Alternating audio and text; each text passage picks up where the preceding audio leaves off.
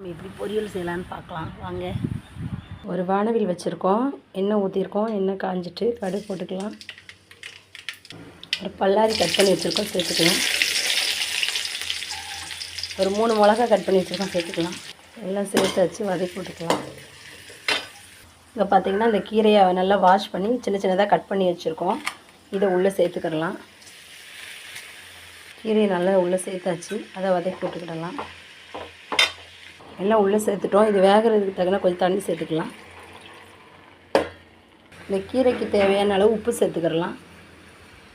ஒரு மூடி போட்டு மூடிக்கோங்க. சுண்டி இப்படி வேகுதுன்னு இந்த மாதிரி வேகல கொஞ்சம் ஜீரகம் சேர்த்துக்கோங்க. இந்த மூடி அப்பப்போ எடுத்து இந்த மாதிரி கிளறி விட்டுக்கிட்டே இருக்கேன். ஓரளவுக்கு ரெடி ஆகிட்டு நம்ம துரி வச்சுருக்கோம் இல்லையா தேங்காய், அதை உள்ளே போட்டுக்கலாம். மிக்ஸ் பண்ணட்டும். அவ்வளோதான், நம்ம சிறுகீரை பொரியல் ரெடி ஆகிட்டு.